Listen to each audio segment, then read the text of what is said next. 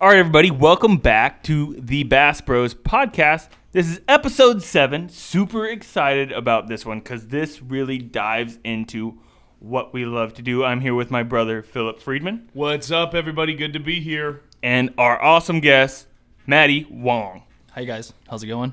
So, Maddie, just give everybody kind of a general description of what you do, who you are, where you're from, so Sure. the audience knows. Well, my name is Matty Wong. I'm born and raised on Oahu, Hawaii. I was there for basically majority of my life until I was about 24, and then I decided to move out to Los Angeles. Nice. I'm a bass fisherman, angler, fly fisherman, like Nice. all everything. I just love fishing. Sweet. I'm just an addict. That's so awesome. fishing. Because we're the same way. I was like, bro, me too. We just started picking up fly fishing, so we'll get into that. Yeah. But first, let's talk about growing up. Were you born on Oahu? Yeah, I was born on Oahu.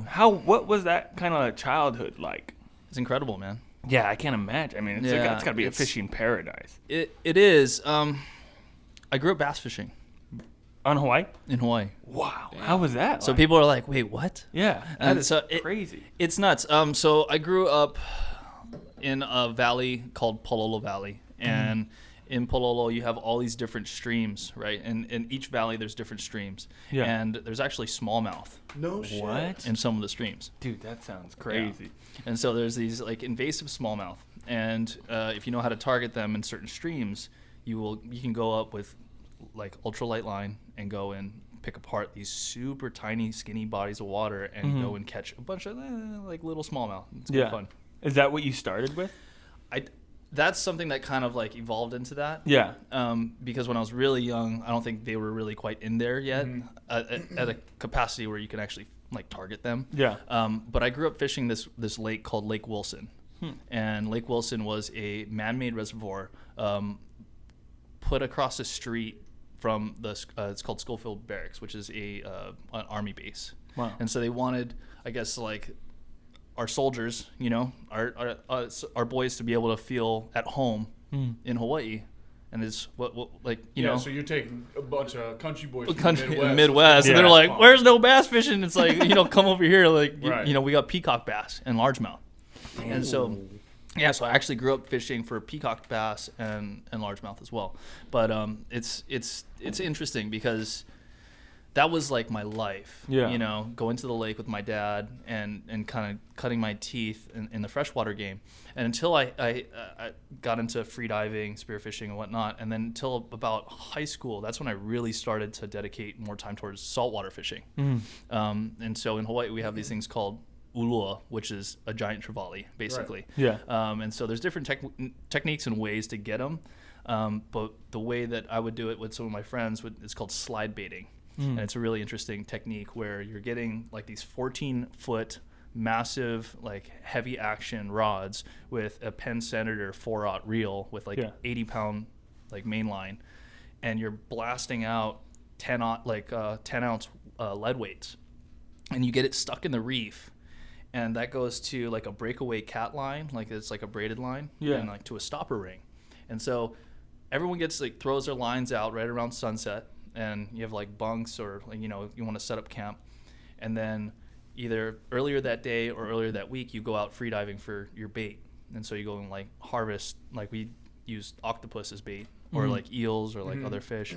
But, How would you get an octopus? Would you like grab it? Yeah. Oh God. Yeah. So like no, because I don't know, it's super fun. I mean, Do hunting they bite octopus. you when you grab them? They will get you if you're not smart or if you're not careful with them. Oh, not smart. But like no, they're actually they're pretty chill, and you use the smaller ones for bait. But yeah, you basically take like a 1-pound octopus, 18-aught circle hook right through the head, and then you like attach on this slide swivel from the top of, so you're fishing cliffs up like 20-30 feet into pelagic water, and so waves are crashing. It's like it's a thing because you're like on the cliff edge at night. Jeez. With like no cell reception, anything, and it's just you and your buddies. And so you have to be going with people that you also trust and also understand kind of like the rigorous like Terrain. Well, the terrain, but everything, like all the safety protocols that go along with like going sliding at night.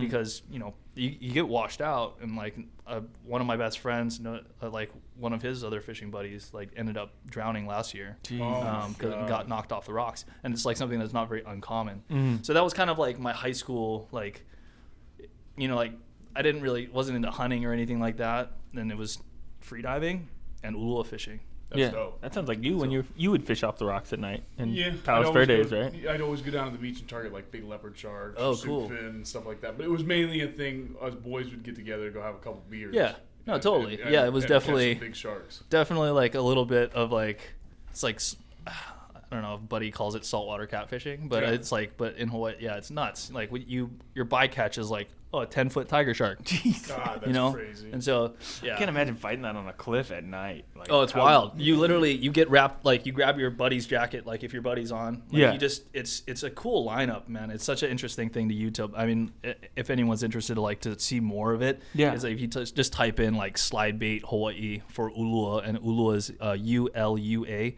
It's pretty intense because you have these massive cowbells on top of your rods as like your alarm system. Right. And then obviously your ratchet's on, but it's like drag, lock, ratchet on, cowbell, and then you get like another like safety like attachments for your rods. Jeez. And they're just lined up in a spread. And so if you're driving like the coastline at night, you'll just look for headlights and you'll see on all the good main points, you'll see like, and there's clubs and everything. Guys will go out, blast their leads out at like 2:00 in the afternoon on a good moon phase, and it's all about moon phase.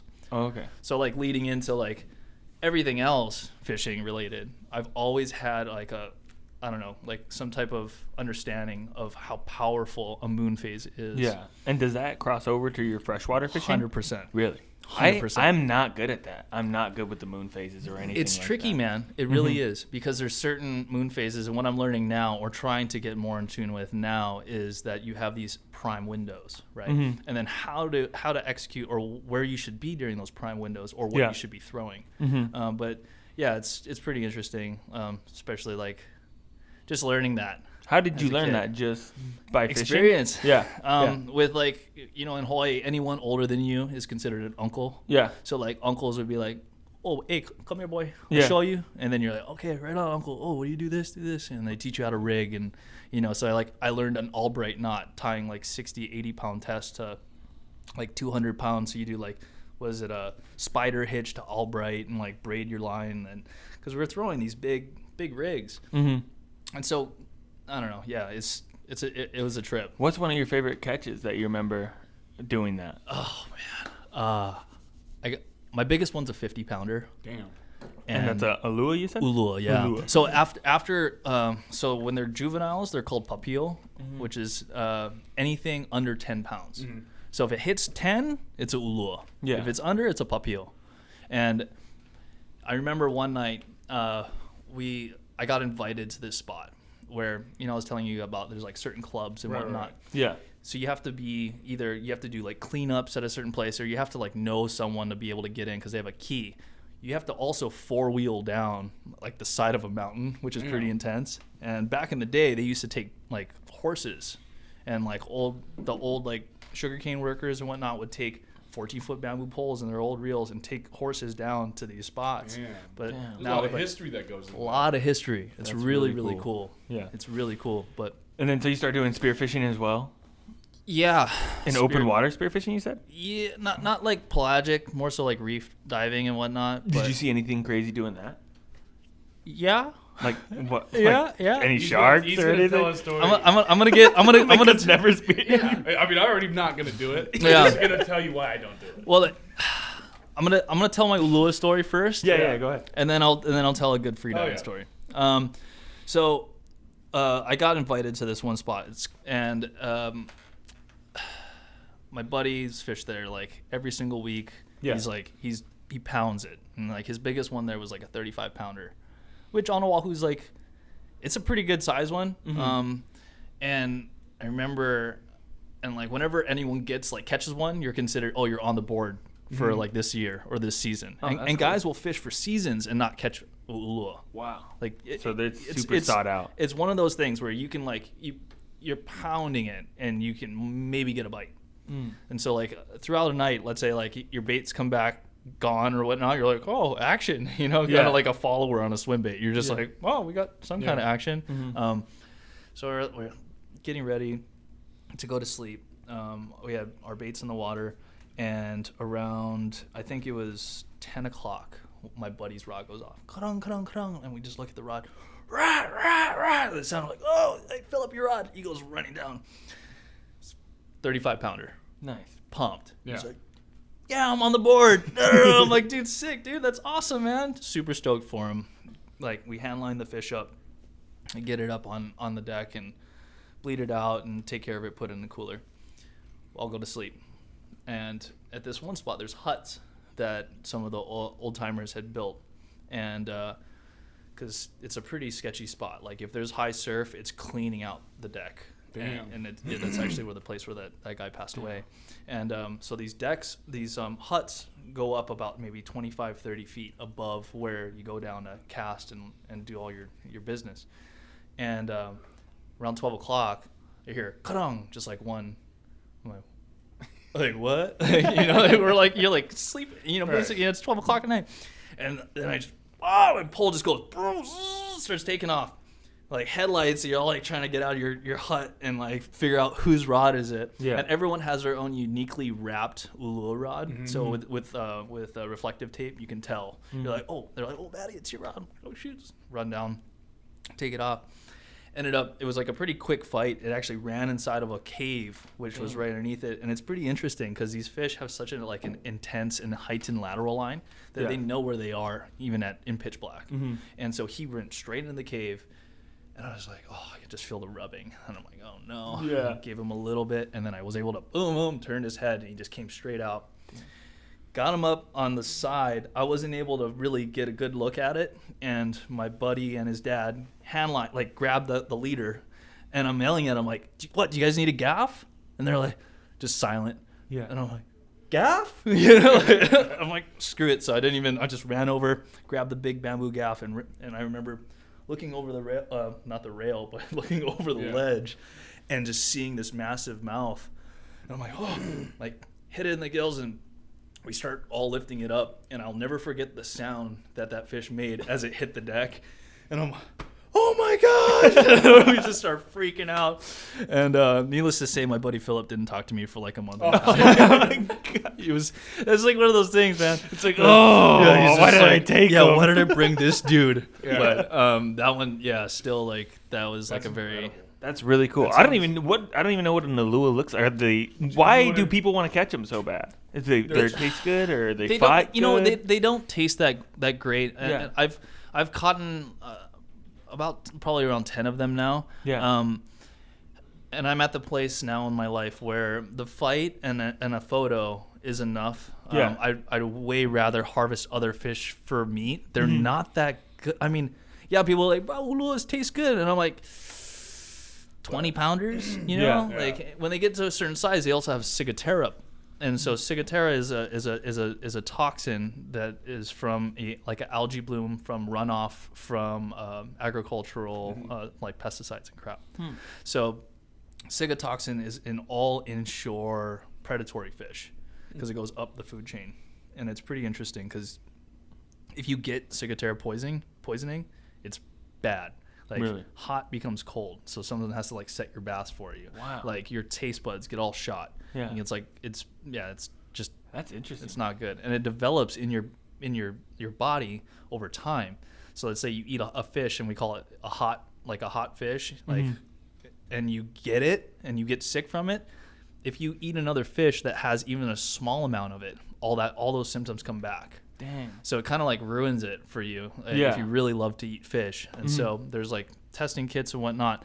And ulua are one of those fish that are really known for high ciguatera, like poisoning and whatnot. So I always like try to be a advocate to tell guys, hey, bro, catch and release. It's not worth it. It's not worth it. Yeah. I mean, and even then, it's like let it go for the next kid to catch it. Exactly. Because imagine that, like those fish fight so hard.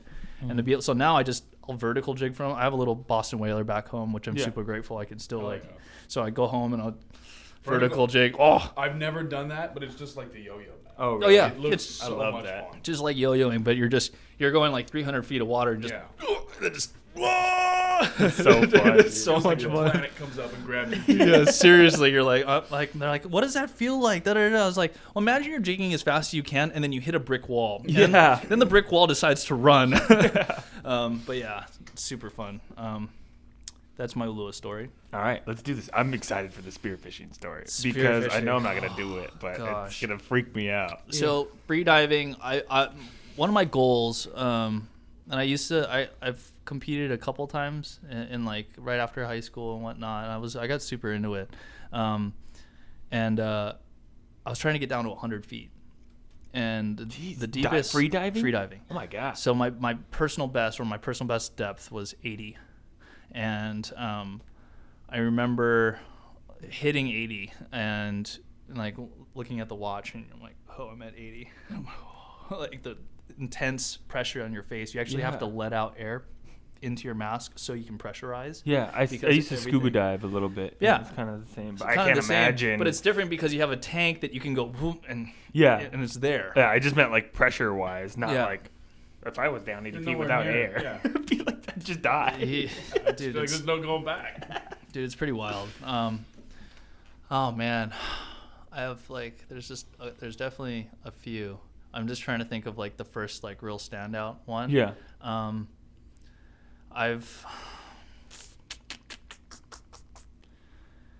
mean, I guess my brother's had some really crazy run-ins with sharks. Really? I've been super grateful that I've had. Okay, I got one. We're spearing this area that is most of the areas that are going to be good for spearfishing are going to have a lot of sharks. Just like anything else, a healthy ecosystem on a reef is going to have sharks. Mm-hmm. And when there's an off balance of that, you'll see that it's just everything kind of falls out of whack. Yeah. And so you take your chances, and you kind of understand going into it. Like if I'm going to start stringing up fish, I also know that we're got to bounce the spot. Like shoot a couple, and then we're out. Yeah. And so most of these times, like what we'll do is if we do a shore dive, we just kind of try to keep moving. Mm-hmm. Or if we're off the boat, which this day was, we're like shoot a couple fish in the boat. Yeah. That way you can stay in a zone a little bit longer before you have to move, Mm-hmm. because you do have tiger sharks in Hawaii and you have like all these other Mm-hmm. things. And so I remember it was my brother and I, and we were out and I'd shot a couple really good fish, not big ones, just like really tasty, like sought after, like local fish that like we like to steam whole and just eat the whole thing. And I was super pumped on it. My brother, I was down and we pop back up. We were about 30, 40 feet or yards away from each other. And as soon as I come up to get a breath, my brother screams, "Shark!" And I'm like, how big?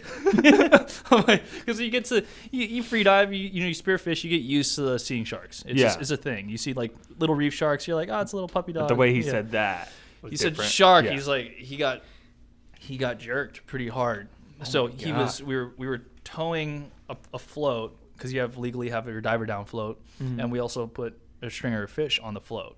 And instead of, we'd anchor the boat, take the float out, go and shoot up, load up the stringer, and then take it back, dump it on the boat. We didn't dump it. We had like 3 or 4 too many fish on the float. Yeah. Oh, okay. And so he's swimming back to the boat to go and dump it, and his gun just gets jerked back. And so he yells, "Shark!" I'm like, great. I'm like, the float's here, my brother's here, and the boat's there, and I'm like over here. And Yeah. I'm like, You got the longest way to I'm go. like, okay. And so I put my head back down in the water, and I pop. I'm like, how big, dude? He's like, I don't know, big. And I'm like, great. So I remember just trying to make my way back.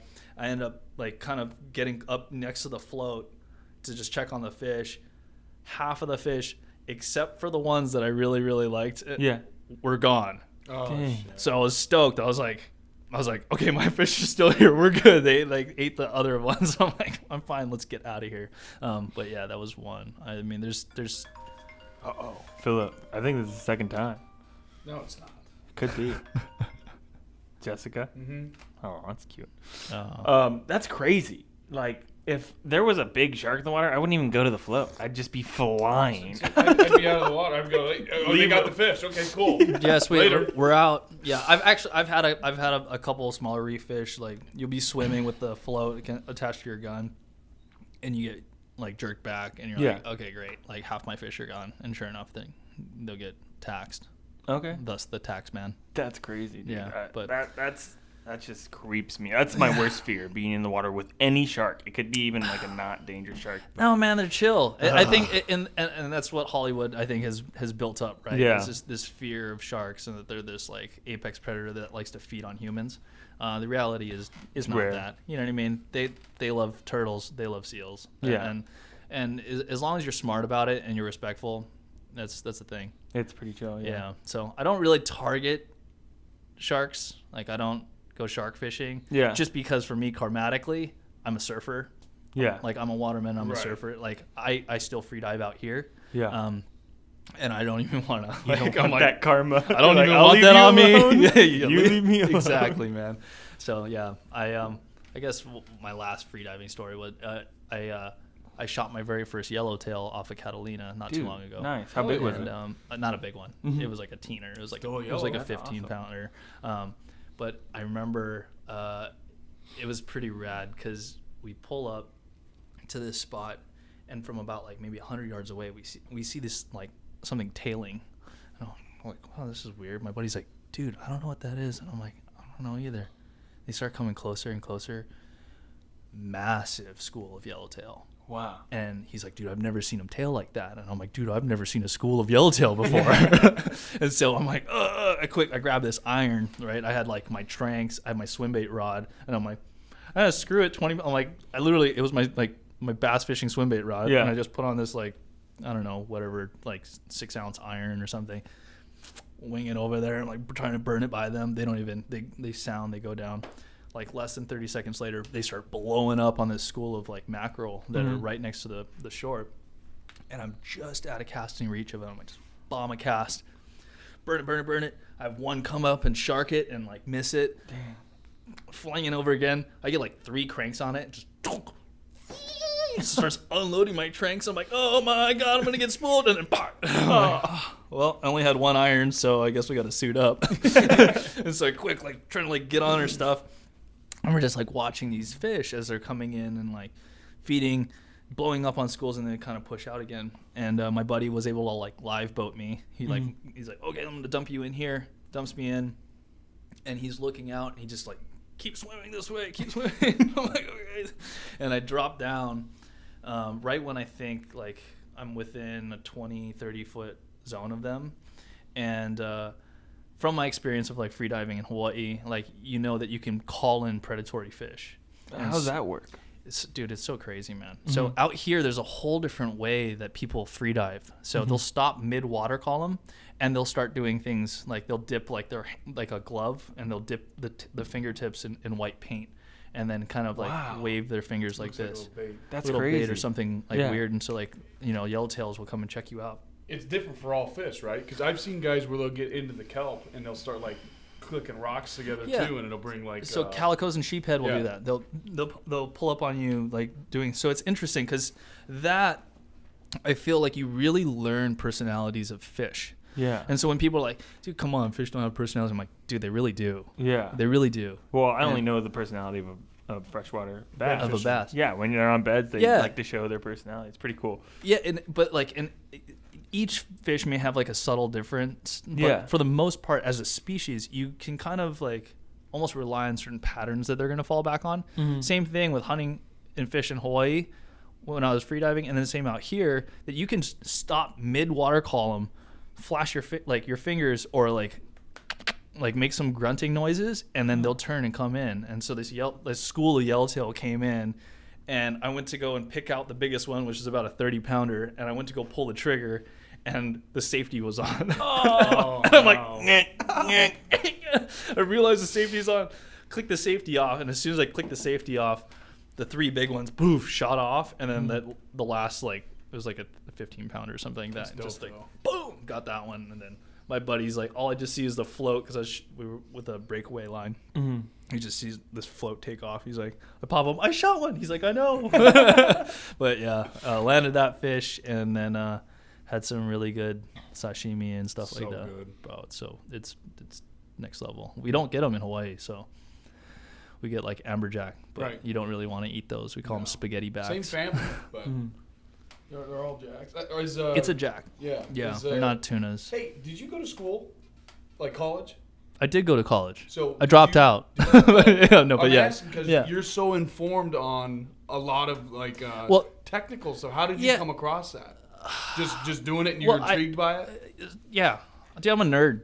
I get like that too. And I'll find a rabbit hole, and I can tell you a great white shark's migration pattern from Guadalupe Island. I've never been there. Amazing. But I go down these holes on these things, and you just pick it up. That's exactly. I'll drop out as well. Yeah. No, I went to film school in Hawaii, and that was kind of like a dead end. And I realized I'm like, okay, I think I want to move out to. You weren't enjoying film school, or?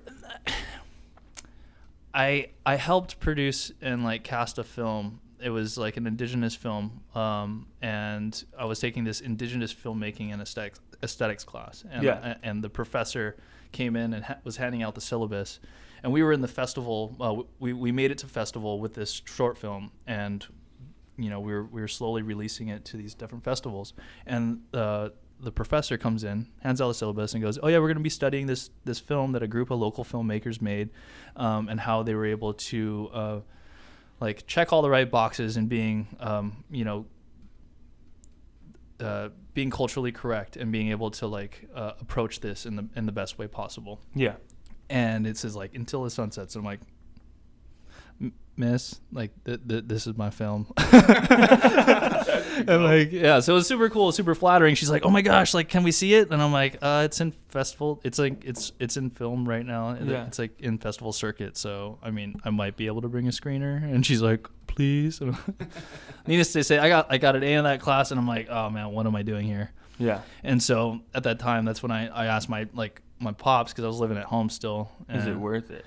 Yeah, I was like, well, I'm like, you already like, are you cool like with me moving to California? And my dad lived out here for 10 years. He went to college out here, and he's like, I love California. He's like, dude, go for it. That's awesome. And so that's how you got here. That's how I got here. Now, I saw you did Hawaii 5-0. Were you acting in that? Yeah. Or how was that like? So, and describe the show just for people who haven't seen it.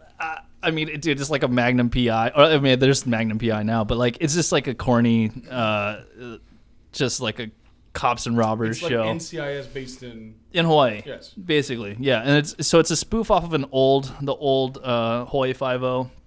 So it's all the same characters, but whole new cast and whatnot. Actually, one of my acting coaches back in Hawaii, I forgot.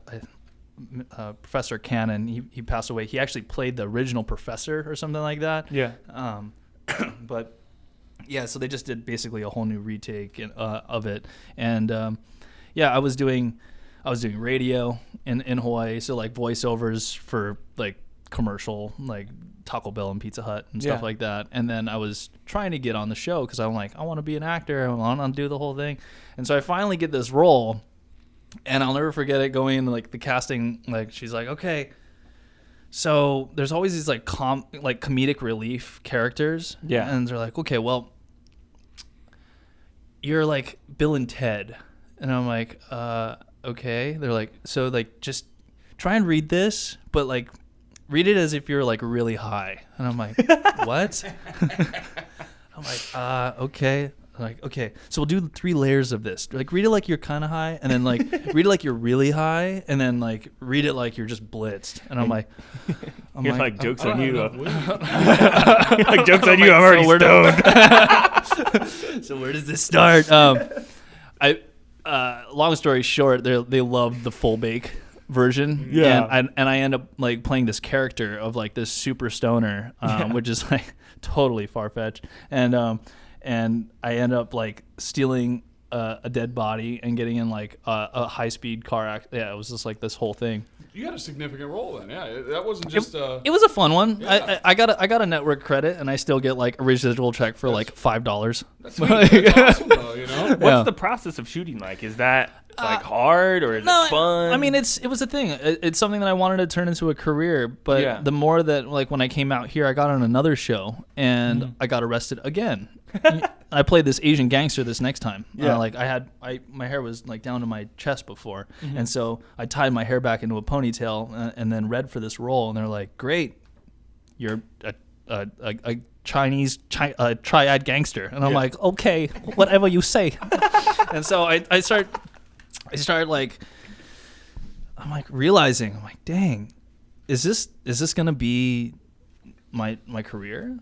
Like, am I gonna fall into this typecast role of being like this delinquent like kid that always gets arrested? Yeah. And at that moment, I'm like, man, I don't like this. Like, it's not who I am. It's not me. So I'm like, you know what? Maybe this isn't a thing. And so it was definitely it took me to move out to LA to realize that. And then from there, I fell into the photo industry, which I currently work in now. Wow. And what do you do for that? Well, I own my own business, and I'm basically a contract worker.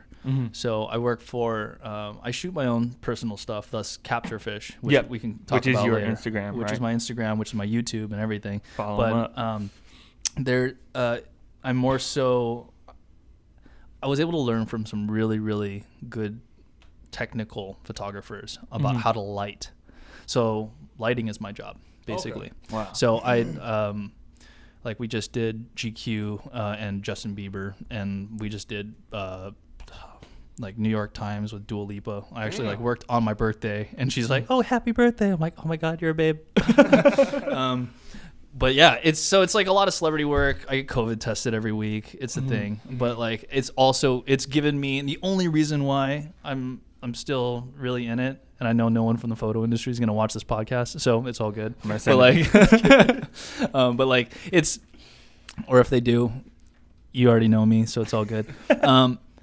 It allows me to fish, right, and not just a little bit, a lot. Yeah, and I love the fact that I can take a job, and I, when I work my butt, I work my butt off, and it's at least 10-hour days, and I hustle, but then when I'm able to like, hey, I got a tournament, I'm gone. Like, I'm like, sorry, not available. You got freedom with your time, which exactly. is my job too. Which is huge. I think that's the important thing is to have balance, right? Because like, I have a lot of friends and family that are sucked into this, like the 9 to 5. Dude, the 9 to 5. And I was in there, and I was like, I can't do this. It's too much, dude. Good on you, mate. 7 a.m. to 3. Yeah, I left and went to China for a year and just taught out there and kind of just to change everything up. Yeah. One day I was sitting at my desk and I was like, I don't want to be here in 30 years. Wow. So what do you do? I do carpentry, and then I work for a sport fishing conservation. Awesome. And then I do Bass Bros. And then I do a little bit of help with my dad's saltwater podcast, Freedman Adventures. So he kind of covers all the saltwater stuff. Yeah. We cover kind of anything we want to talk about, mostly freshwater based, but we've had like fitness trainers and whenever it's something funny and it can kick my ass, we do it. So I went and did like some cardio thing that just ruined me. It was really funny. Almost died. It was one workout. It was 1 6-minute workout. Was it like an AMRAP or something? It was, AMRAP. It was Imam. Yeah. Imam, yeah. Pretty much the same thing. Yeah, as same the thing. AMRAP. Yeah. I dated a personal trainer for like, AMRAP is it was like Imam's every minute on the minute, which is what you did, and then AMRAP is as many reps as possible. 6 minutes and I was dying. Yeah, dude. It's hilarious. That's all it takes is like 3 minutes of doing that. You were supposed to just do a box jump. I couldn't jump on the box. It was like set number 4. Brutal. Just stepping up on it. It's really funny. That's on YouTube if you want to check it out. And that's for the world to see. Well, that's good. All over YouTube. I gotta check that out. So when you talk about you get to fish a lot, yeah, are you talking mostly freshwater bass fishing now? Yeah, currently. So, like I was saying, kind of when I was introducing myself, as I like to consider myself an all-around angler. Like literally before I got here, I was with my buddy Nick, and we were chasing spotted bay bass down in Long Beach. So dope. Oh, it's so much fun. Were they biting? Yeah, we smoked like 10 of them at least. So good like ones, decent ones. I got one that was like maybe like like 13, 14, like a keeper, right. what they would say in the spotted bay bass world, which I literally know nothing about. Those things are fireballs, man. Dude, it's insane. Yeah. I got like we were fishing, and he's like, dude, like I caught one, but it ate it on the fall. He's like, dude, I want you to be like on a retrieve and then get eaten. And I remember I paralleled this dock or something like that, and it just blasted it so hard. I was like, oh my gosh, I wish largemouth would do the same thing. Yeah, it's funny too, like, because you have your species of bass, and so like smallies always fight harder than largemouth. Yeah, spotted bay bass, in my opinion, fight way harder than calicos and way harder than sand bass. They are just fireballs. Yeah, they're like the smallmouth of saltwater. Serious. I mean, pound for pound, I think they, like, in the intercoastal bass species or whatever, definitely fight like the hardest. Yeah, and they don't get that big. I think the world record is like 8 pounds or 7 6 pounds. or something. That's like a that. giant. Yeah. Spotted bass. Is that still, it was in Redondo. I don't know. All regurgitated info from like friends that like know it and live it and breathe it. Yeah. So I got a spot we could take them, dude. That's pretty damn good in Huntington. Oh really? Yes. Dude, I'm down, man. We're gonna halibut, spotted bay bass, and stripers. Oh, I know. And stripers. Stripers. I'm down for that. That's a pretty cool spot. I've only caught one. When I was a kid, we went on an Alaska trip, and I caught a couple halibut with my dad and my brother. But then I've only caught one little squeaker halibut here, so I've never caught a legal. I think I've only got one. I've gotten one on a sport boat, and I got one in the surf. Awesome. So, but we got to, I mean, you fish like we do. It's an addiction. It's in our brains. Yeah. So we're definitely going to fish after this. Oh, dude, totally. We have to. And I want cool stuff. Dude, I'm stoked. I got to have you guys on one of my episodes. Sure. That'd be awesome. Do a little trade. That'd be super awesome. Collaboration. Yeah. So when you did the Havasu Open, right? I did the Havasu Open, and then I also did the Western Regionals. Yeah. Cool. How were they? Were they fun? Oh man, like I feel like I'm still coming down from it. Yeah. This is where I really kind of want to get into nitty gritty with you, yeah, Maddie. No. Just because we want to learn as freshwater anglers. For sure. So I kind of want to go through the whole process. Yeah. That's cool, like prep and anything you don't want to talk about. Obviously, if you have like little tricks. What baits are you throwing? Yeah. What are you throwing? How much? What color is it? Long last right now. But yeah, we're currently just local tournament anglers. Yeah. We haven't made that big step to. We've done some of the bigger tournaments. Yeah, co-angling. Yes, as okay. co's. Okay. And while it was Bass Trail, we did the teams. That's cool. That's awesome. Yeah. But we're just super intrigued to see how you kind of led up to your tournament fishing and taking that step, and what type of preparation goes into fishing a tournament like that. For sure. I mean, I'm gonna kind of go back and how you said, like, go into more detail.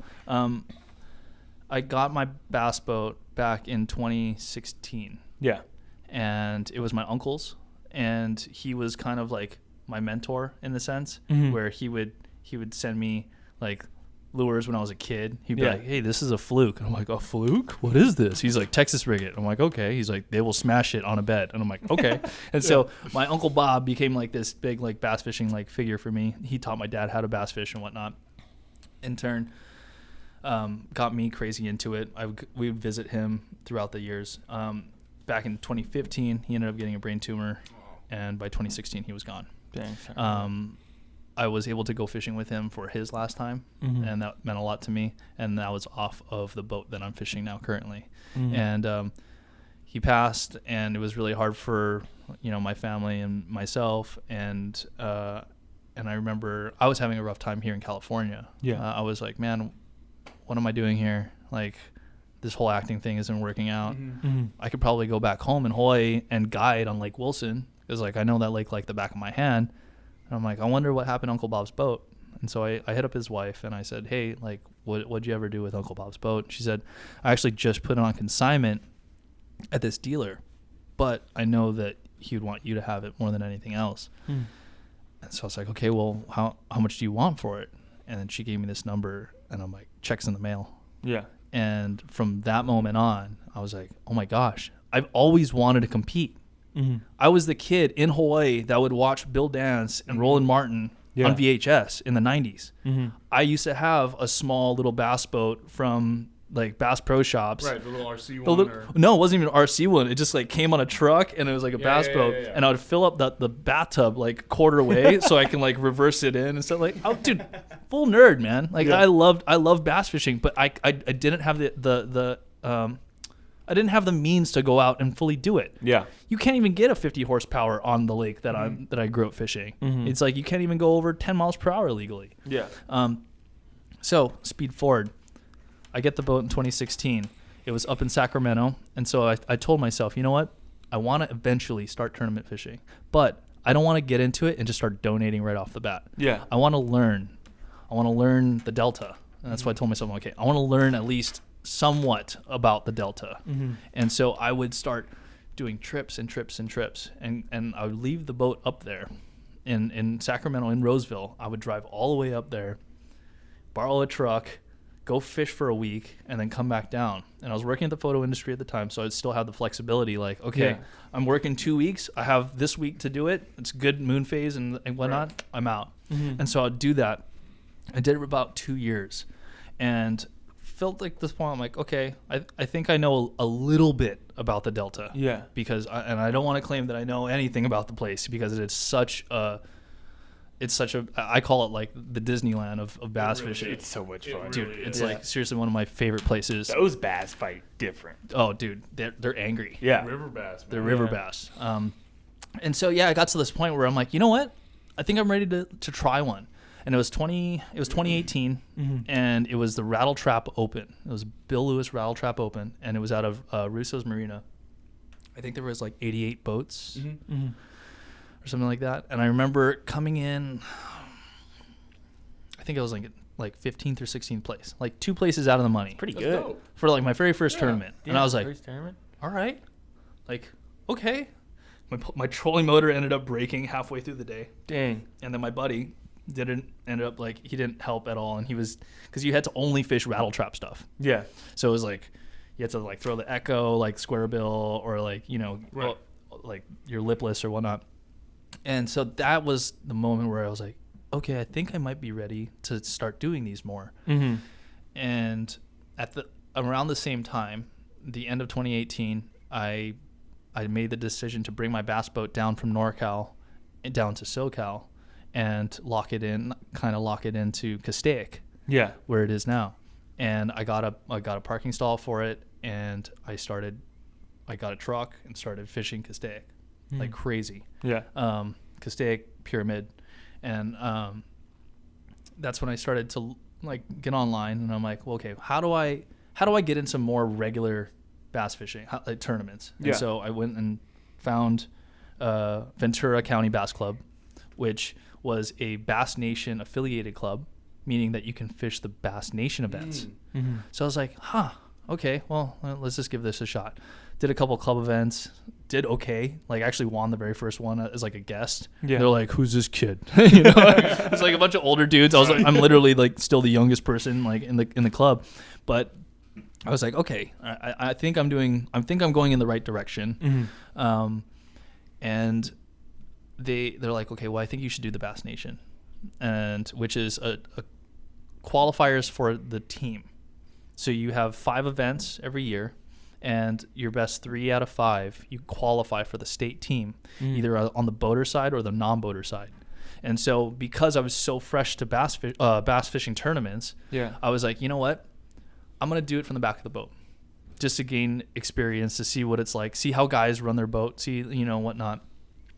My first season on the back of the boat, I got completely smoked. Yeah. Completely smoked. Mm-hmm. I'm a power fisherman. I love to finesse fish and whatnot, but I still had this mentality like, oh yeah, I can still like crank from the back of the boat. Yeah. It was a hard lesson for me to learn.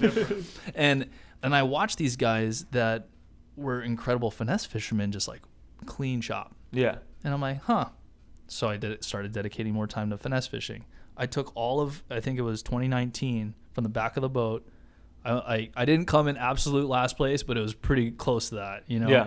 And it was a very humbling year for me, because I realized, okay, well, 1, I can't power fish from the back of the boat. Mm-hmm. But 2, I'm like, not everyone is like, I thought they were all going to be like hammers, you know? I was like, oh man, these guys are just going to like take me to school. A good majority of them definitely did, but then there was also some I'm like, man, I got this, dude. Yeah. Like, and I my positioning on my boat is like way better, or at least in my own head. Yeah. You know, being a waterman, like being a surfer, understanding boat positioning, current, and like whatnot. That's when I was like, you know what? It's $50 more to fish it off of my boat. Why not? Mm-hmm. So 2020, I decided I'm going to sign up as a boater and try and make the state team as a boater. And the first event was out of Pine Flat, which is up in like near Modesto or something like that. Mm-hmm. Spotted Bass Lake with largemouth in it. And ended up first day, I stuck a 8. Jesus. And the average bag was like 7.5 pounds. Oh my god! You just blew it. Did you get a limit? Oh yeah. You destroyed everybody. Fish so bigger than everyone's average. So there was there's a family, a fishing family, and they're absolute beasts, all of them. And they're called the Wells. So there's Tim Senior, there's Timmy Wells, and then there's Reese, and I think there's another brother, but they're sticks up there. Yeah. They've won tens of thousands of dollars on Pine Flat. And so I remember that because they won the last year when I was fishing off the back of the boat, the first time I fished Pine Flat. Mm-hmm. And they smoked everyone. They actually tied. Timmy and Tim Sr. tied each other. That's funny. For first and second place. Yeah. And so I became friends with Timmy, like really like friendly dude. Mm-hmm. And he goes, "What, man, did you sack him?" You know, I'm like, I got it a little bit. I'm like, yeah, I might have got him. I'm like, how about you, man? He's like, I got a 6, and just gave me this look. Yeah. So I'm like, dude, like, normally like a 6 is a tank, and I'm like, I got an 8. He's like, dang it, dude, his face, I'll never forget it. And yeah, he was just like, what? He like came over to my boat, like put his hand on my lap, well, let me see that thing. But it was so humbling because it was I caught it was a swim bait fish. I got it on a swim bait, and it was actually a bite that I found the last day of practice. I didn't know that they had stocked trout recently, and I ended up getting bit, and I got like a 2.5 pound spot. Wow! And a 2.5 pound spot is a good spot, especially during the tournament. I was like, all right, this is a thing. Yeah. Perfect. And the conditions are going to line up perfectly in the morning. Yeah. And so I told my non-boater, I'm like, hey, man, like, just let me do my thing for the first, like, 2 hours, and I promise you'll have your limit by 11. And he's like, all right, cool. Yeah. Literally pulled up that spot.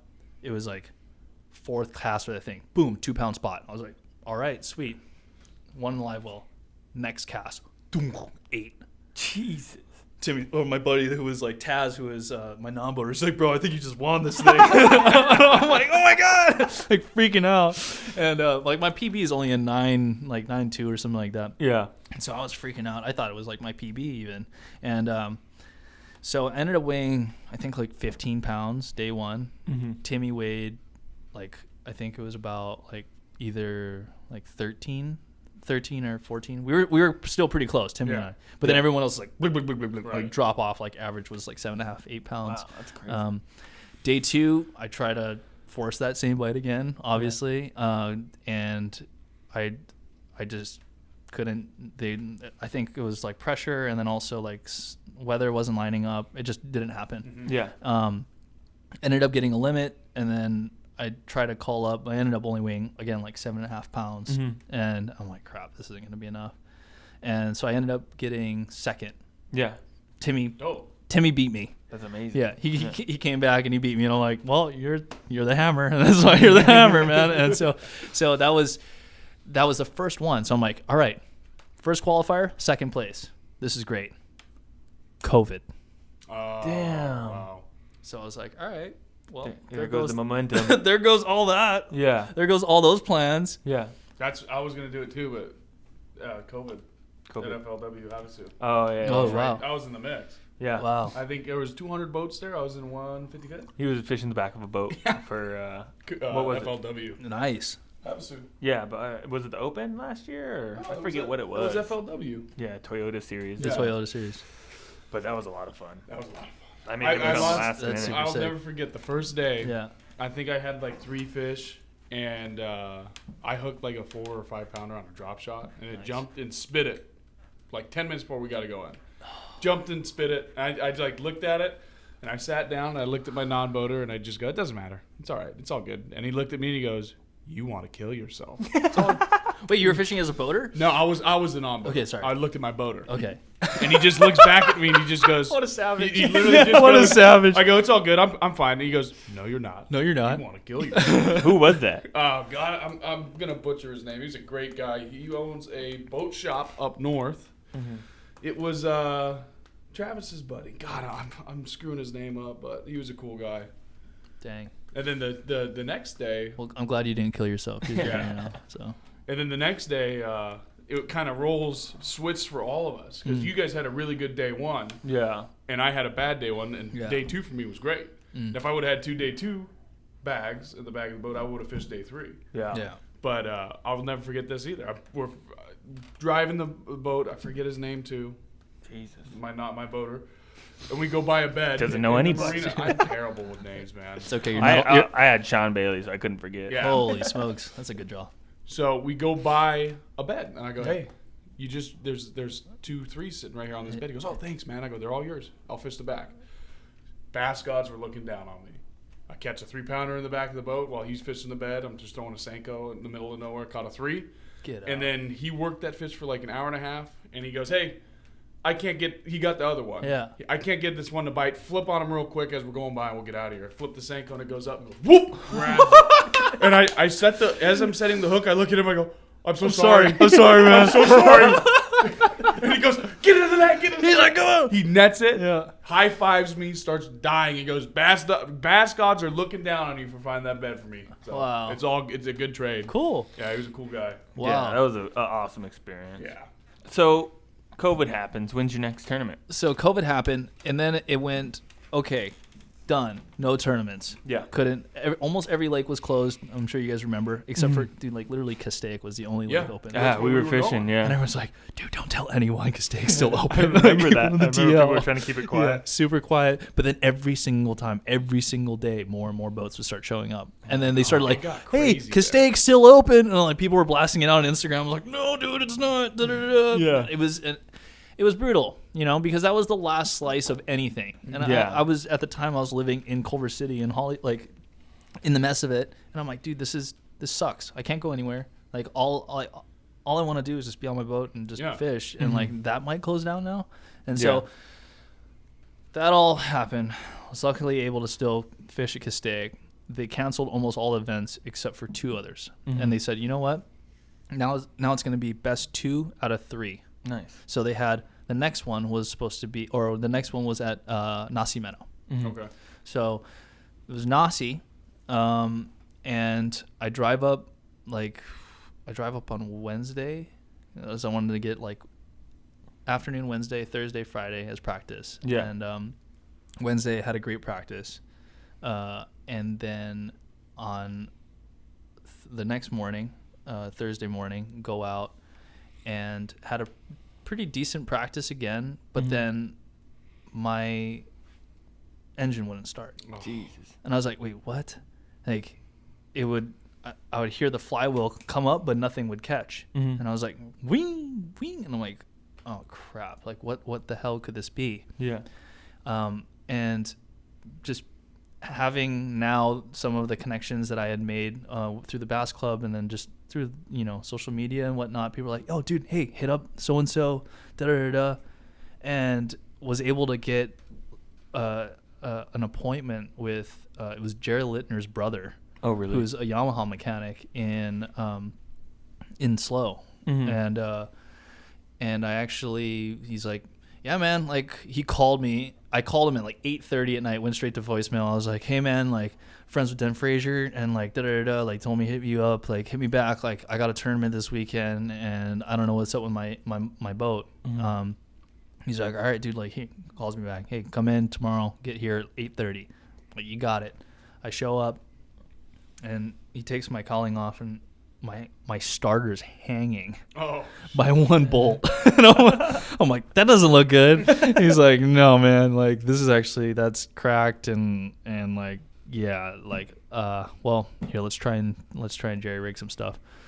Managed manages to get it fixed. He has one of his workers know how to like aluminum weld. So he like aluminum welds the head back on, does all this stuff. And he ends up hooking me up with this killer deal. And he's like, oh yeah, and 25% anything you win. And I was like, jokes. And I was able to make it back up to Nasi by, I think it was like 1 or 2 o'clock.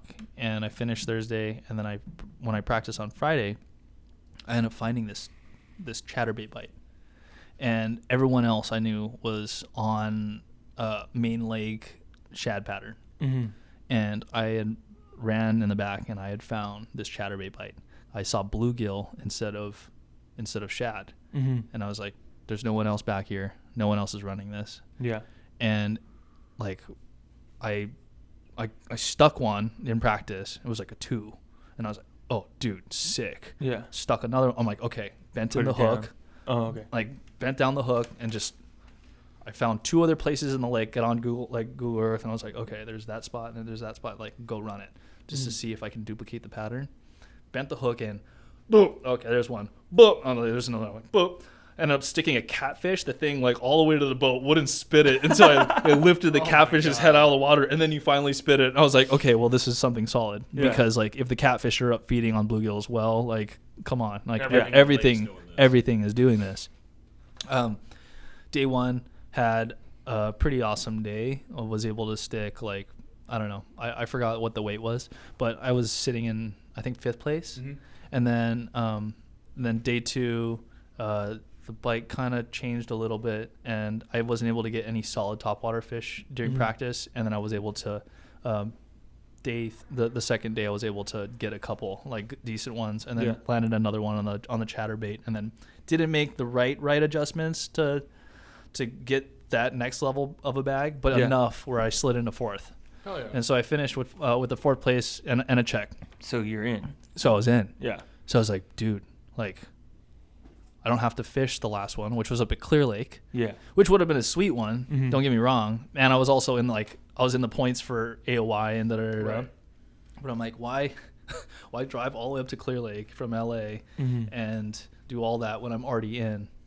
And AOY it's not like a lot of money. So I'm like, a plaque would be sweet, but I need to be smart about this. COVID, like my business took a hit. Yeah. Right. You know, like Hollywood basically shut down. Mm-hmm. So I was like, all right, well, I want to be smart about this. So now, fast forward, I found out that Western Regionals is at Havasu. And I'm like, yes. Because last year I fished it for the first time, it was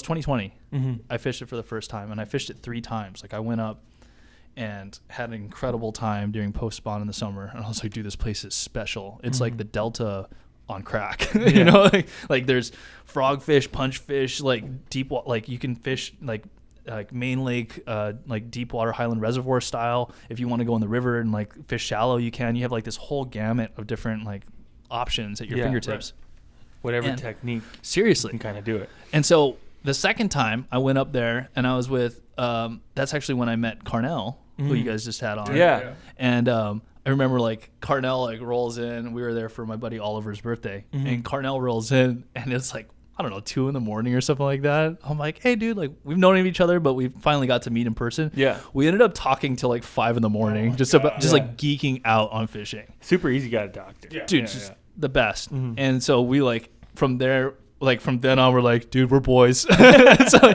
we're like, dude, let's go fish. Everyone else was still partying. I'm like, bro, we're out. Yeah. And so like Carnell and I, we just like, boom, hit it. With like 1 or 2 hours of sleep. We went out and then fished the whole day. Dang. And he let me run with him, which was super sick. I'm like, dude, I don't know this lake. Like just, it'd be cool. Like just let me run. Like we'll split some stuff off and whatnot. And we did. And so I went back an additional time to do a shoot for Mega Bass. And so I wasn't really able to fish. Yeah, I casted the whole time, but it was for underwater footage and pictures and stuff. So it was like, all right, that was another experience, just having time on the water under my belt for that lake. And so when I found out I was at Havasu, I was so stoked. And going into it, one of my buddies, who his name is Jason Heminger, out of the Ventura Bass Club, and he's like, dude, if you go there in February, it's gonna be a drop shot, a single bite, and it sucks. Like, this is what he sounds like. He's like, dude, like, you're better off. Like, it just sucks. So just get ready for like maybe 3 bites a day, and it's gonna be a crap tournament. Straight up told me that. I was like, sweet. I was like, awesome, dude. Like, I haven't seen Havasu like that. I've seen like 70-degree water Havasu and just fun. Yeah. I didn't know what brutal Havasu looked like. Mm-hmm. And so a week before the tournament, a snow front, like cold front comes in, there's snow in the mountains. Gee. And like people are like, oh yeah, water temp's still like 48, 49. I'm like, oh boy, this is going to be interesting. Mm-hmm. So first day on the water, we had 50-degree water temps. And I start running around. I'm like, well, they're not going to be doing the things that I got them on in the summertime. Yeah. That's for sure. But just from those couple trips, I learned a couple key things that I was like, maybe they'll still be relating to certain stuff like this. Yeah. And so I started running around. I stuck a decent one. It was like a 3.5 smallie. And I was like, that's a good clue. Yeah. Ran something kind of similar, stuck another one, another 3. And I was like, okay. Just caught 2 fish first day of practice. My non-boater, he caught his first Havasu bass. It was like a largemouth. He was super stoked on something completely different. And I'm like, okay, clue. Yeah. That's good. So come back to the hotel where everyone's staying at. Like, how'd you guys get them? Da, da, da. Like, oh yeah, like I got 2. Like, they're decent, but it's tough. It's brutal. Everyone's like, dude, it's super brutal. Half the dudes blank. The other guys are like, bro, it's like this is not good. Mm-hmm. I called Jason. I'm like, hey, dude, what you're saying is like coming true. He's like, dude, what did I tell you? I'm like, bro, come on. He's like, I told you, man, it's shit. And I'm like, okay. Day 2 of practice. We had 3 days of official practice. Mm-hmm. So day 2, I'm like, all right, I'm going to take that same technique. I'm going to go out and I'm going to try and fine tune it a little bit more. And so I go out, start finding certain areas, and then figuring out boat positioning. I'm like, okay, they're on this, but then how would they want this bait to relate to what they're on? Yeah. And I was able to figure out a couple things there. So I was like, stuck 3 fish this day. And I'm like, okay. And all of them, again, were over 3 pounds. Yeah. And I'm like, okay, it looks like I'm literally going to be fishing for 5 bites. And so day 3 going into it, one of my buddies is like, hey, dude, like what you found? Like, I think you're on something special. And I'm like, dude, I got 3 fish. What do you mean something special? Yeah. Something special is I'm stroking them and culling by 8 o'clock in the morning. This isn't special, bro. Like, I know these fish are quality, but it's not like You're not sure if you can. No, especially with. Yeah. So I'm fishing against Timmy Wells, and like Reese was there as well, and like a whole bunch of other sticks, like Brian Kinnemer, Kenneth Cleveland, like just like Nathan Towles, like all these really, really good fishermen that I respect and I've learned a lot from just in the short amount of time that I've been competing. And so when I'm talking to them, I'm like, what, you got on them? Talk to Tim Sr. He's like, yeah, I got about 17 pounds today. And I'm like, 17 pounds? I'm like, geez, like maybe if I end up getting a couple of them, I'll get about 15. And I'm like, the fact that you're on that, I'm like, dude, there's no chance. And that was when I'm like, okay, well, I know what I'm going to do. I already have this plan. I'm going to go and just look. So day 3, I pick up my swimmer. Or day 3 of the practice. Right. Sorry. Mm-hmm. I'm like, I'm just going to go locate fish. Yeah. And if I can go and locate a handful of fish that will help me, more than stoked. Mm-hmm. So I threw the swimmer all day. I stuck a 3 on accident. I was like, oh God. Like, it was actually one of my buddies who'd never seen a swim bait in action before. Yeah. He's like seen people throw them, but he's never seen someone get like bit by one. I'm like, oh yeah, see this rock right here? I'm like, and then you glide, and then you go rab, and like they'll eat it right about there. And then like literally 2 seconds later, this largemouth comes out and just smokes it. And he's like, no. I'm like, oh crap. That's dope. Like, wasn't supposed to catch you. Like, try to shake it off. Like another boat comes zooming by. I'm like, and I pull into this one cut, and I throw up in the shade line. And I get like 2 clicks off the thing, and this 4-pound plus smallie comes like rocketing out, and I'm like, like rip my bait away from Get it. away, yeah. Oh, get away. And I had to like keep it on the surface because it came out so hot after it. Yeah. And I'm like, I hope you're there tomorrow. I hope you say. And so I'm like, okay, what time is it? Like, and I was filming everything. So I'm like, okay, check the time. All right, great. I'm out. Day one, official, right? Yeah. Pull up to the first spot that I would run, and granted, I'm fishing zones that people aren't like even looking at. Like these are just like off random spots that like a majority of people ran to the river. Other ones just ran super far south. Bill Williams even like far south.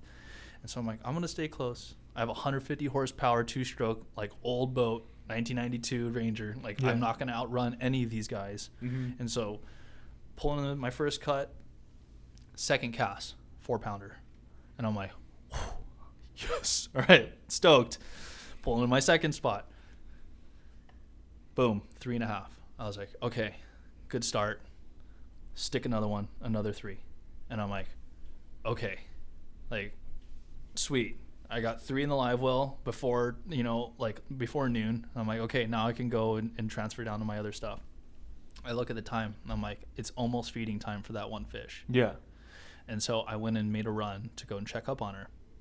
I did my homework, right? And I looked at my footage to see what was the cast that got that fish to come out. Like bait placement, cadence, everything.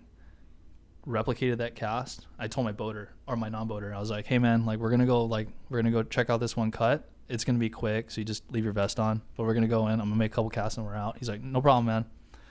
Pull in, fire in there. Another fish comes out. And I'm like, that's not her. Yeah. It looked like a male. And I'm like, oh, that's not her. Came up kind of hot, but not enough to commit. Oh crap, I hope she's still here. Casting up, same again. I get like 2 clicks on the thing. Another click on the thing.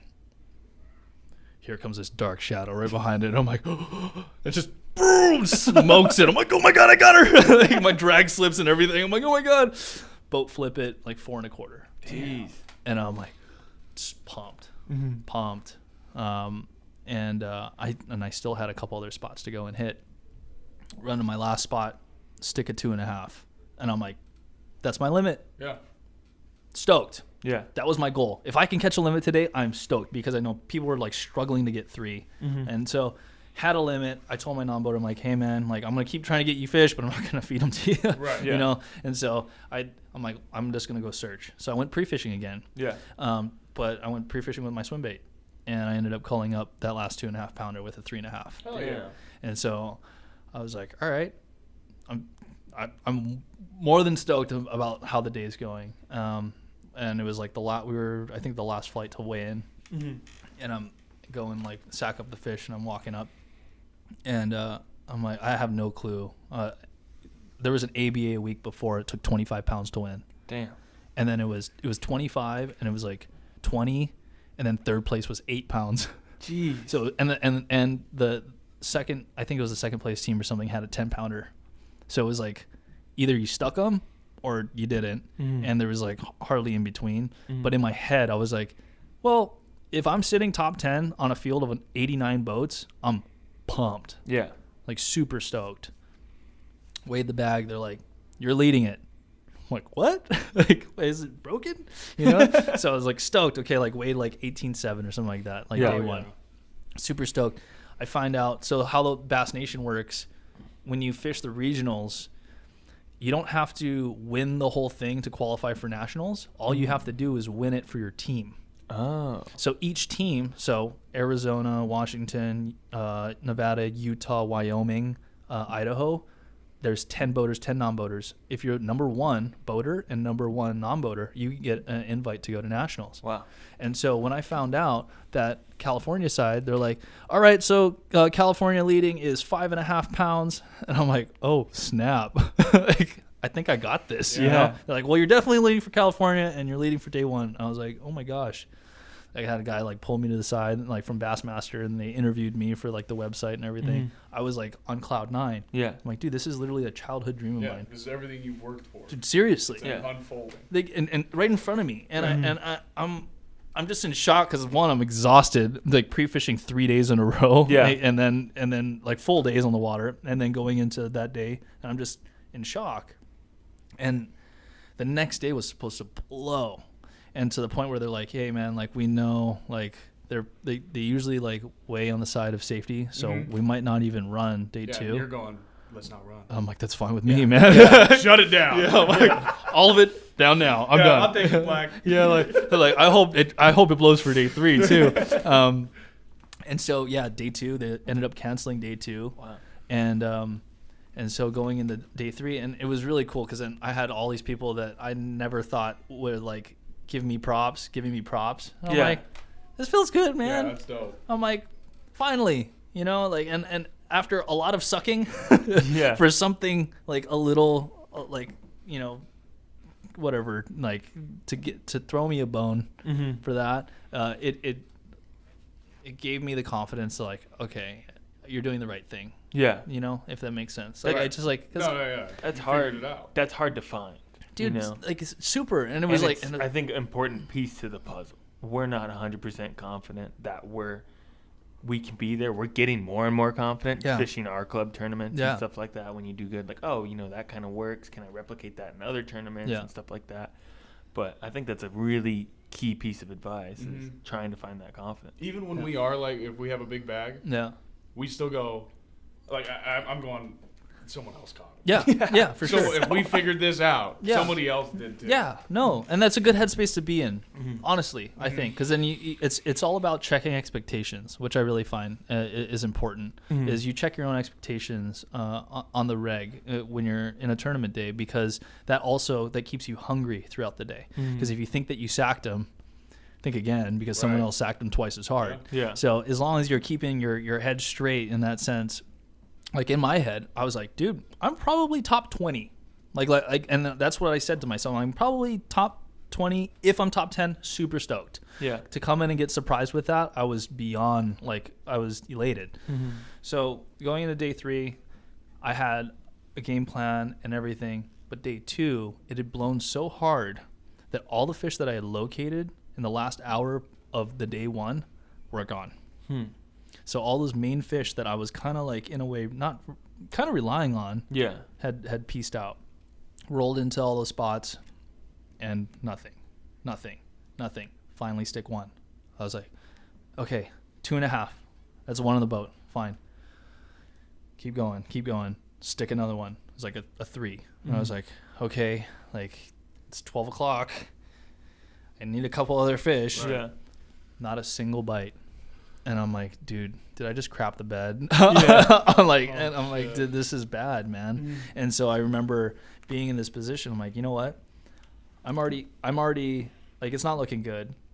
I might as well just swing. I picked up my swim bait again, and I'm like, I'm just gonna do this for the rest of the day. There was an hour left. Yeah. And I just went and just chucked, and I ended up sticking a 4 with like, I think it was like half an hour left or something like that. That helps a lot. And I was just like, oh my gosh, like, just like it was. I know it wasn't enough to win it, but I knew it was enough for me to stay in it for my team. Yeah. You know what I mean? To go to, like, Right, I was like, nationals. this probably sealed the deal to go to nationals, and that was my main goal. Like, I was like, I don't care about anything else, but if I can go and qualify for nationals, like, that's huge. Yeah. And like the thought of even winning it was so far out of my head that I was like, no, I'm not even gonna think about that. So I was like, okay, I got like at least 9 pounds. Like, this is enough to seal that. Going away, I'm like, man, I hope those other guys crap the bed too, because I'd be kind of in it maybe. And then I find out that I think his name's Taylor Smith. He's like, he sacked him again. He got like 17 pounds, and he was the guy that was sitting right next to me. Oh shit. And so I'm like, all right, well, you got it. And then I heard like another 20-pound bag was caught or something like that. And I was just like, oh, great. See how far down he was day 1. And I'm like, okay, well, there goes second place. And so I ended up getting 3rd. And if it wasn't for that fish, Was it 3rd for the whole tournament? 3rd for overall. So you got nationals. And I also got nationals. Fuck yeah, That's dude. sweet. That's When is that? So nationals is going to be in November. They haven't released the date yet. And let me get this straight. Is there just one team for California that goes to nationals? No. Or how many teams? so you have Bass Masters, Bass Nation. Mm-hmm. You have your regions. Yeah. Western region, your central, and then your East Coast. Mm-hmm. And then, from all your different regional qualifiers, Yeah. they send the top boater and non-boater from each team. Okay. So I'm going with my buddy Nathan Towles, who got it from like the non-boaters. Yeah. So him and I qualified for nationals. So we're the only two representing California for Bass Nation. That's crazy. Yeah. So that's pretty exciting. That's amazing. Yeah, that's dope. Where is it at?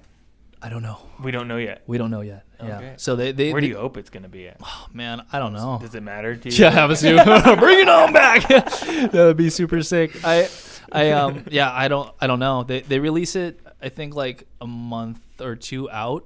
But somewhere it's gonna be a far haul. It's gonna be in Florida Can't or really make it. Arkansas or something like that. Oh, let's just go Yeah, support. support. Yes, I want signs. I want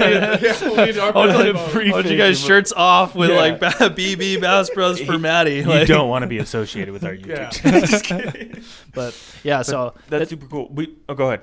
no, but yeah, that's basically that was it. That's going to be an exciting time. I can't Yeah. wait for that. So we've been talking a long time. I do want to go over one more thing. Sure. before Yeah, like we times sign like off. been flying. When you're fishing a tournament, do you have like a formula, or is it loose, or is there some things you always do, or is there a piece of advice you can give to people when they're trying to move up or just trying to understand a body of water? Yeah, I mean, one practices everything. Okay. Mhm. Yeah, I believe that you can also go into a day with a clear head with no practice and like do well, but like that's if all the stars are aligning. Yeah. I truly believe in a minimum 2 day of practice, and then on top of that, really trusting your gut. Yeah. Tournament fishing is a game of decisions, which I'm sure you guys already know. But when you make a decision that you have faith in or that you trust yourself, that's a better decision besides a half-assed decision. Even if Even there's like, probably more fish on a half-assed decision, right? Because you're just fishing better. well, I think fishing better. It's tricky because like fishing better is like, you know, like what defines fishing better? Yeah. You know, For like, me, that like It's piece. all confidence. Yeah, if I have confidence that I'm gonna get bit, I'm going to be more concentrated on Totally. working that bait better. totally. Yeah, so Yeah. I see where that aligns with that kind of advice. It's being confident in your techniques and basically that. I mean, I think it's kind of going back to how we were talking about moon phase and stuff like that. I think the importance of being able to read condition Yeah, and then being able to like make those like decisions and then change with it is the thing that is like the forever learning curve yeah, in tournament fishing, which is like I am just a mere Padawan when it comes to this whole world of bass tournament fishing, which I'm so addicted to at this point. yeah, But yeah, I think it's putting the time in on the water yeah. and then just having the confidence in your decision. Okay. I mean, and I know like everyone and their mom says that, like, yeah, just trust in your decisions and you're going to be fine, da da da. But like, really though, it's when you're practicing in these certain techniques that you have that confidence in, you'll just know, but also the importance of like when it's not working, Yeah. Right. when to go, and then pick up something else Mhm. and then try that. And yeah, that's something that I'm like still like trying to learn, especially with incorporating swim baits into tournaments and whatnot. Yeah, Carnell Lee has got me throwing one, and I do not have it quite figured out. He's been throwing it for like since Really? that podcast. Yeah. He ordered like $500 worth of swim baits. Oh, great. And that's all he throws now.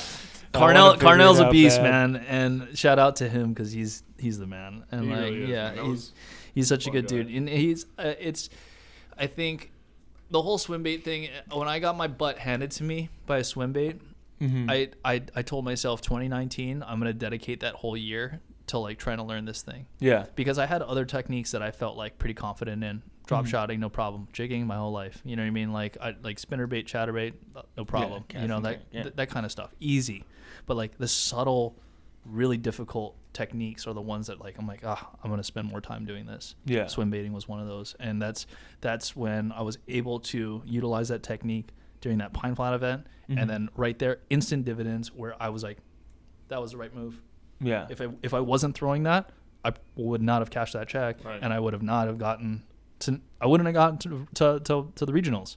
So, and then if it wasn't for that, I wouldn't have even probably done well in regionals. Yeah. Because 2 of the fish that I weighed on day 1 were swim bait fish. It makes sense because at least for me, it's been a lot of work and a tough grind. Dude, I think a lot of people hit that. I've hit the wall already. I'm like, I don't want to put this thing down. I want to just catch one. Him. I go, you can't drop shot. Yeah, come no on. Drop shot. Don't do it. No, but I mean, that's cool that you guys have this dynamic and not only the brotherhood that you guys share, but the fact that if one of you guys is doing one thing and the other one could be hucking a big bait is really, really important and dynamic. Yeah. But the importance of when to put it down is the tricky part. Right. Yeah. And like when to pick it up.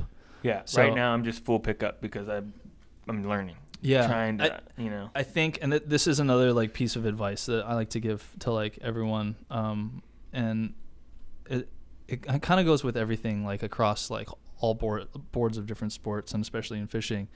You got to learn how to crawl before you can sprint. You got to learn how to like really like do the baby steps before you can get up and start walking. Yeah. And so for a lot of the guys that see, swim baits as this like ideal, like, oh, that's so badass, man. You throw like a $200 bait and and blow your shoulder out.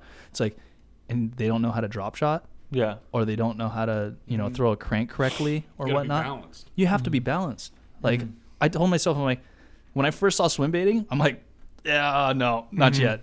Like, not yet. Like, I can't commit to throwing $100 through the air with 20-pound tests. Like, there's no way. But then I was like, you know what? I'm going to do my baby steps. I'm going to make sure that I'm confident in all these different, like, cast and crank, different techniques, and then all these different finesse techniques before I even pick it up. Yeah. And I know a lot of guys that just went straight into bass fishing, only hucking big baits. Yeah. And that's all they've ever done. And now they're going back and they're like, man, I want to learn how to drop shot. I want to learn how to do this. And so I think it's important to build that foundation. Build that foundation first. Have the importance of your set skills. Yeah.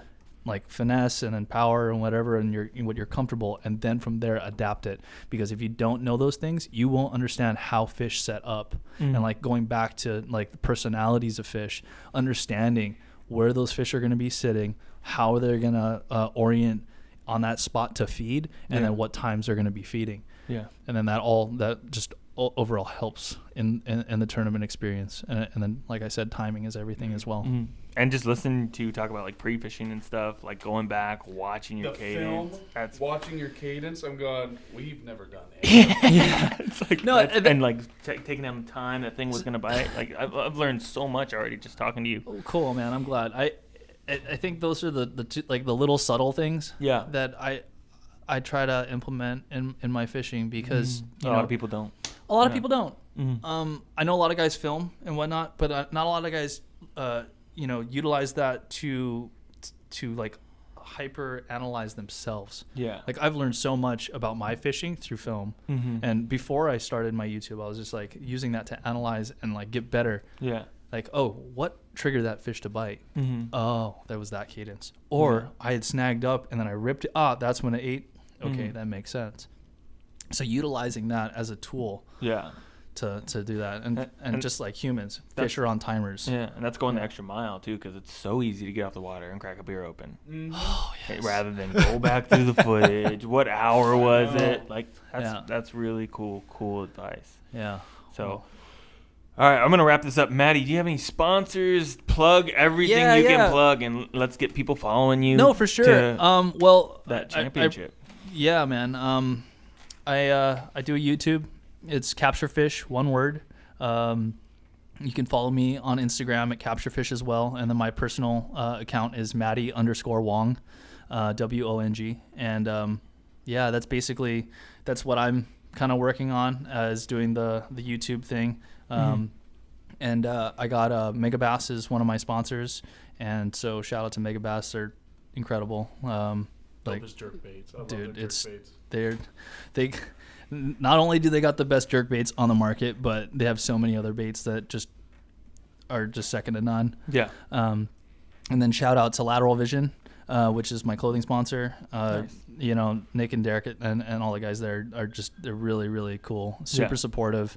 And yeah, it's just like a good group of like-minded fishermen. Hell yeah. You know, so yeah, just that's basically it. I'm still, like I said, like I'm a baby in this world of tournament bass fishing, and eventually wanting to do this is like, I mean, just like how, you know, why we're all here. Yeah, exactly. If we can find a way to monetize fishing or this experience in our life, in our life, exactly. And so, I mean, I'm super stoked that you guys invited me here, and I'm super stoked that, you know, one is super natural to talk to you guys about this, but like the fact that you guys are just as much fishing nerds as I am makes me even more stoked about what we can create together in the future. Cool. Yeah, I'm super excited, and thank you again for bringing that wealth of knowledge from Hawaii all the way to Southern California. Bass fishing. I want to go catch those fish off the rocks. I'd be so scared of that. Dude, let's go. I'm so down. Yeah. That sounds like a good time. I just want to say we got Doomsday's our sponsor, and he just gave us the okay to start giving all of our guests a pack of baits. So we're going to get you a Bass Bros t-shirt, Sick. pack of baits. Just Rad. So, what else we got going on, Philip? Anything else we need to plug? We're at Diamond Valley Lake if you want to know what's going on there. A contest. I know we need to do We a got to contest. do that. We're thinking about doing a contest and giving away a day fishing with us. Cool. So Yeah. Just take them out in the boats. Yeah. Rad. Yeah, we're at Diamond Valley Lake. Philip just lost a gigantic Oh my trout God. at Diamond Valley. I couldn't believe, like dude, this is 10 the biggest trout I've ever seen. It On looked like a rooster. yellowtail when it came up next to the boat. Thank God I got it on film, so that was good. The Wow. trout stock was a lot of fun. We'll have some of that video coming out, and I got my bed fishing video coming out this week. Cool. This'll be- How often do you guys drop a video? Try to do it once a week. once Okay. a week. We're trying to do a podcast a week and a video a week. Rad. Not always happen. Doesn't always work out. I but feel that, but we try. We try. our When, best. what day do you guys release on? Usually Tuesdays and Thursdays. I Okay. like to do, if we have a video ready, Yeah. we'll do Tuesday video. Okay. If we don't, we'll do the podcast. Okay. And you just basically whatever fills in those slots better. Sure. You can probably put this one up Thursday. Okay, because you got that. I got the video ready to go. Perfect. Sweet. Yeah, well, I'll have this edited. I always edit on Mondays. for Sweet. Well, this that's the day podcast. that I drop mine. So. Oh, cool. Yeah, I drop so every- people can look for your content. Yep. on They can Monday. go and take a look tomorrow. I'll have it up by I think 5:30. Nice. I What like do you to got release. coming out? So we talked about the regional, the Yeah. Bass Nation Western Regionals. I ended up fishing the event a week later, and I just stayed. Yeah. And that was the Juan Bass, the Easy Open. Mhm. I literally was about to step on my boat when Billy Egan, the tournament director's like, hey man, like, what do you fishing it as a trip? I'm like, yeah, like, but I was thinking about fishing it as a pro. He's like, you have to tell me that now before you get on your boat, because as soon as you take a cast, you're going to be DQ'd. Wow, that's wow. crazy. So I'm like, Pro. okay, pro? And they're like, he's like, congrats. And I'm like, oh, I guess I'm fishing this thing as a pro now. So yeah, I'm gonna be releasing. It's a 3-day tournament video. Sweet. I can't So wait the to other check one, that like, out. I kind of like split it up. I did like day 1 and then day 2, just because there's like a decent amount of content there. But this the Juan Bass one, I put it into like a 3-dayer into one. Mm-hmm. It's cool. It has like it was definitely a struggle, but I ended up in I think 61st out of 177. Yeah. Beat a couple household names, which like gave me again that confidence that I'm like, you know what, I think I'm in the right direction. You're on the right trajectory. Super. Yeah.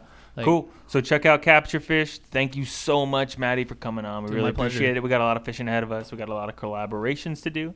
Sick. Just thanks, man. Yeah, mahalo for having me. Episode 7 is in the books. 7. Sick. Aloha.